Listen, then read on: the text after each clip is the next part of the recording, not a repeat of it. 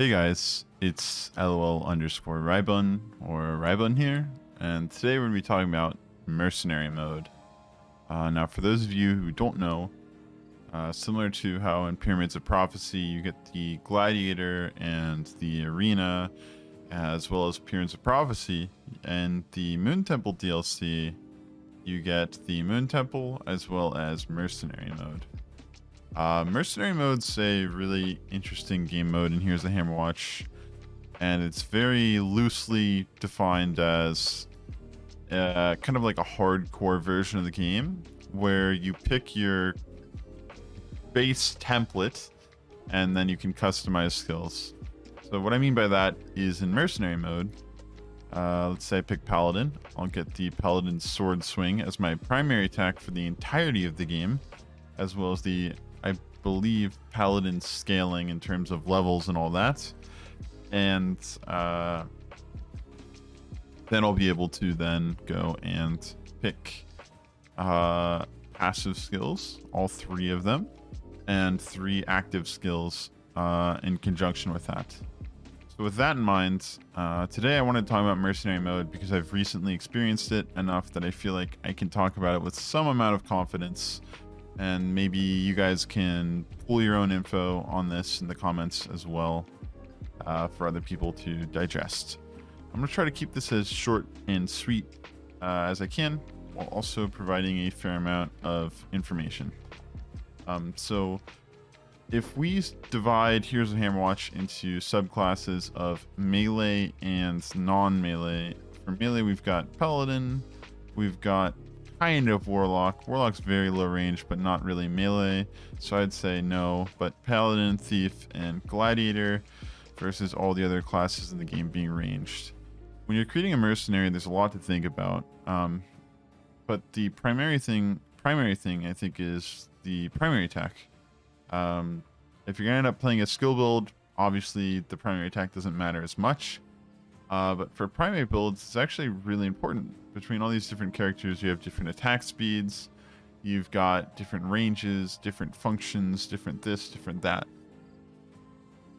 I'd say there's a few characters that win against everyone in terms of creating a mercenary, and I'll explain why that is and who they are. And simply put, I think everyone after the Warlock falls short. The Thief is really good, and the Thief gets the main advantage of the Thief compared to everyone else is the Thief gets 2 attacks rather than 1, which means for things like Judgment and the Thief's passives are the passive that has a chance to do current health damage. You're able to proc them more often. But then why not just play a Thief, right? The Priest, we're not going to talk about the Priest's primary. The Priest's primary is just awful in my personal opinion. I hate it and everything about it. The Wizard's really good, but yet again, this is the same category as the Thief. The Wizard's primary is really good because of the fire spread that it does and the effects that the Wizard directly gets from their passives.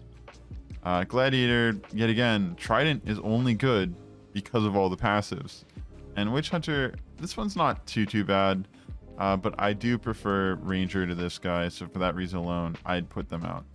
So in terms of what classes to consider, I think you've got these 4, and I'll give the arguments for each and every one of them as best as I can. Paladin's advantage over everyone else is that it's a melee attack that deals physical damage in an arc. You can hit multiple enemies with it, and so therefore for close range combat, this is really good. It's not hard to use, unlike the Priest, which is kind of clunky in my opinion. And for that reason, I'd put this as a viable class. I'd probably, out of the 4 of these, I'd put it as the least viable because range just usually works better. Next, the Ranger. This is like a staple. I've always thought that the Ranger would function better than the Thief if the Ranger had the Thief skills, and that's kind of exactly what you can do in Mercenary mode. Not only does the bow fire faster than the Thief, you can take literally the exact same skills that the Thief gets and just get more out of this than you would with a Thief, because you can distance yourself and then rely on your evasion more readily, and it's just very good. There's also lots of other stuff you can do here, but that's kind of why the Thief is out of the picture in my personal opinion. You can beat the double attack with just pure attack speed, and Ranger is really good for that. Sorcerer. Sorcerer is really good because if you remember correctly, the Frost Shard bounces off of walls and enemies to hit multiple targets. That alone makes it really good. Whereas you'll have to use points to get ricocheting arrows for your mercenary. You could just get this and get something similar, which is really, really good. And last but not least, we've got the Warlock. The Warlock primary is not all that great, but you do get healing off of it. And for that reason alone, I think this is a really good thing for a mercenary character because you get lots of natural sustainability. So if I was to rank these 4 classes, I'd probably put Ranger at the top. I haven't really thought of Sorcerer builds off the top of my head, so I could be wrong here, but I'd probably put Ranger, Warlock, Sorcerer, Paladin in order. I think Warlock is much more safe than the Ranger, but you're going to feel a lot more damage when you play Ranger. And on that note, I kind of want to go into the actual gameplay and how this all works for anyone who doesn't know. So when you play whatchamacallit, you get mercenary points, and I believe you get these legacy token things too. I haven't done too much into it, which unlocks cosmetic effects here, which can be spent on anyone on your profile. Now, as far as the actual kind of content for the mercenaries goes, there's 3 major parts. First and foremost, you can't do skills in the outlook like you would be able to otherwise. If you talk to this guy, he does not like you. And other than that, you can still do the blacksmith upgrades as expected, but they will be gated based on your rank. You increase your rank by playing through the game on Mercenary, but of course that's hard to do because if you die once, your character is gone. So you've got to watch out for yourself and play it safe when you play Mercenaries. But everything else functions as expected. The other thing to note is you don't get class titles on Mercenaries, nor do you get statue effects. So that makes the game a lot harder because statues are very significant. Now, the bulk of the difference of a mercenary from the other characters of the game is that your NG selectors do not work. You're set to a preset, and once you've cleared NG 0, for example, you will be set to NG 1, and you cannot change that. And then once you beat NG 1, you have to play NG 2, etc. The one exception to this is the City of Stone, the arena. With the arena, I can only pick rank 0 because I have not cleared anything, but you can change the rank as you please in the arena, and therefore that's a really good safe way to farm gold and ore. Now, everything else being the same, there are 2 other different things other than the fact that you're hardcore, and that's that these 2 NPCs exist for you. This first guy is the bread and butter of the mercenary, if you will. You can pick active skills from any character that you have reached at least level 20 on, I believe. Don't quote me on that. And these are all the skills in the game. There are some that are slightly modified. I'll name a few. Mainly passives, I think you can notice it on. Twinned arrows.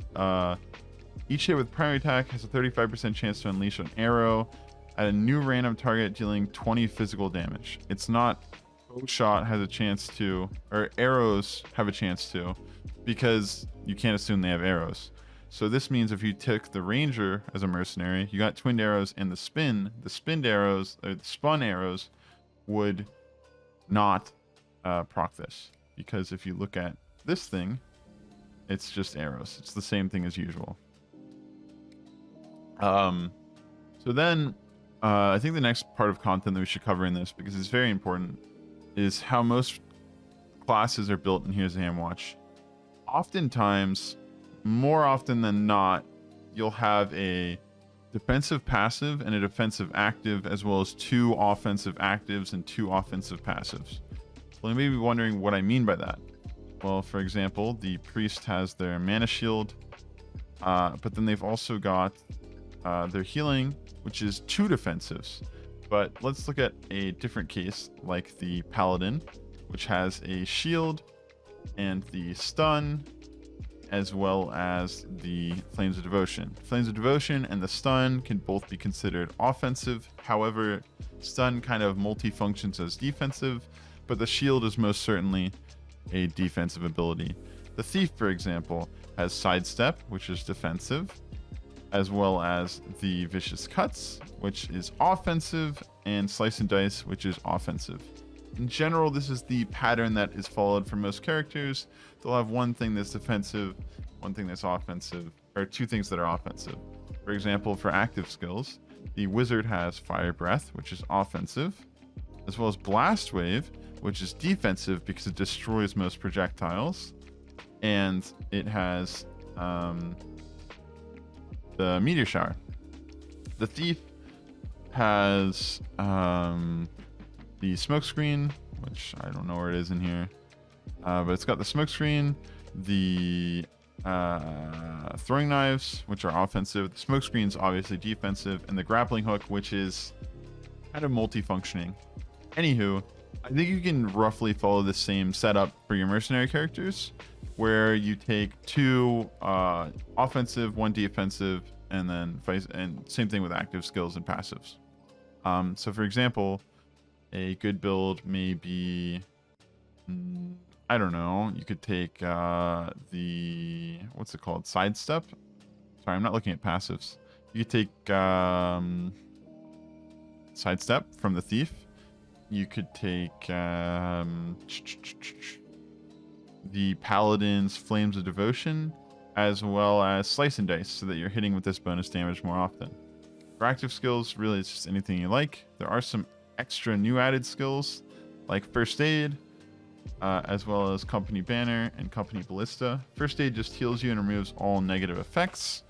The Company Banner gives you attack speed, skill speed, and mana regen increase, and also can tank some damage for you. And the Ballista fires at things nearby. Everything else is pretty much standard, but with some modifications.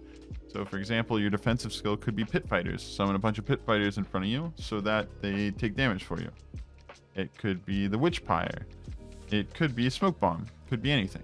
It's really up to you and based on your circumstances. And I think it's really cool because I'm sure all of us have had a point in Here's a Hammerwatch where we have thought, you know, what if this character had this skill? And this gives you the opportunity to do that and try that out. But I would recommend to always take your defensive skill first, and our defensive skills usually, because I think you just want to play safe. You don't want to lose your character after you've put so much effort into them. So I think it's better safe than sorry when you're playing Mercenary. Now the other thing that's different from Mercenary is this shop right here. And this is essentially, hey, we don't have class titles for Mercenaries, but the NG level scales. So how do we fix that?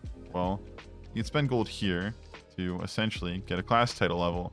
If you remember, you know, from the base game, if you level up your Paladin through an NG, you get 5 extra armor. Well, here you go. Pay 1,000 gold, get 5 extra armor. So this basically takes all of the grinding out from other characters, and you're just gonna be grinding on one character. But if you fail a run, you're going to lose that character, which is tragic. Which is actually the one other thing that's different about Mercenary runs. Is if I go here and I go over here, it'll be grayed out, I think. Nope. So this is life insurance, and life insurance allows your mercenary who dies to be able to leave any golden ore to the adventurers. So this essentially means if I have mercenary A who has this golden ore, it's completely separate from mercenary B, but if I die, I lose it all. Let's say you're rocking NG20 on a mercenary, so you have all this golden ore lumped up, right? Well, if you die on this, it'll all just go away. But if you die on it with life insurance, it'll all go to your main profile. So that's how that works. And I think that's all there is to mercenaries. I would have loved to talk about my proposed builds, but I don't think I'm quite qualified to propose really good builds here. I'll cover what I'm running currently, my 2 builds I've got. I'm not that far in.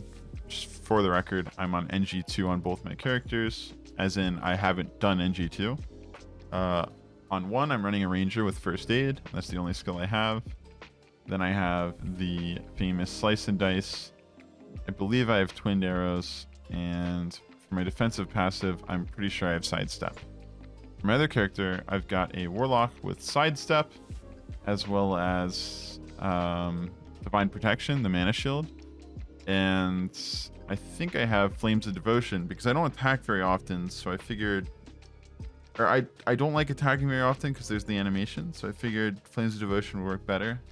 I'm kind of thinking about replacing that with this, but then I found out this doesn't apply the healing on things, it just makes things explode. So I'm not sure on that one, but I think it could be changed. As far as actives go for that, by the way, this is a warlock. I don't know if I mentioned that. My warlock, I'm running company banner, and that's all I have for now. But I think it's all I really need. It's a really, really good skill. And those are my 2 builds so far, but I'm not going to recommend them by means of, oh, they're great. But I think you should definitely give Mercenary mode a try, and it's a lot of fun. You know, there's a lot of weight to it, but it's kind of like the same thing as like other hardcore games. While there's a lot of weight to it, it makes it a lot more rewarding when you beat things, and it feels really great. So anywho, I hope you guys enjoyed this video. I hope you found it informative, and maybe it's all base plate information, but I figured I'd put it out there because I haven't done anything on Mercenary mode on my channel. Anywho, hope you all are having a wonderful day. Hope you continue to do so. Thank you so much for watching. I hope you enjoyed the video, and I'll see you guys in the next one. Bye, guys.